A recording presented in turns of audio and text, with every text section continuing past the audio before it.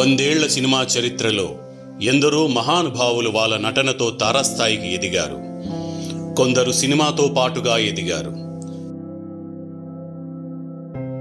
అతి చిన్న వయసులో సినిమాలో ఆరంగేటం చేసి అందనంత స్థాయికి ఎదిగారు. నటనకు వయసుకు సంబంధం లేదని నిరూపించారు. వాళ్ళ అడుగు జాడలలో అడుగులు వేస్తూ తెలుగు సినిమాకు పరిచయమైన బుల్లితార మన నేహాకి స్వాగతం.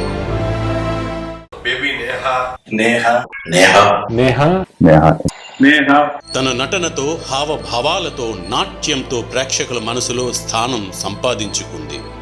బడికి వెళ్లి చదువుకోవాల్సిన వయసులోనే వెండితెరకు పరిచయమై ఎందరో బుల్లితరాలకి ఇన్స్పిరేషన్గా నిలిచింది.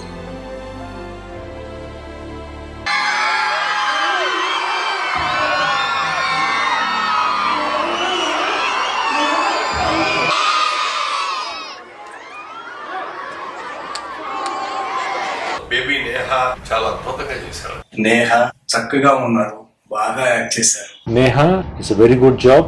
I wish a very great success. Neha చాలా బాగా చేశారు. ఎంత అద్భుతంగా ఈ పాప ఎవరు అని నేను ఆ డైరెక్టర్ని అడుగుతున్నా. నిజంగా రేపు ఎదిగిన తర్వాత ఈ సినిమా చూసి గర్వపడిపోయేంత అద్భుతంగా ఉందండి.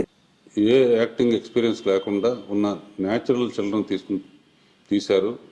మంచి పేరు వస్తుందని ఆశిస్తూ నేహ ఎక్సలెంట్ పర్ఫార్మెన్స్. ఢిల్లీ అనే చిల్డ్రన్ తో ఫిల్మ్ తీశారు. Wish them all the best.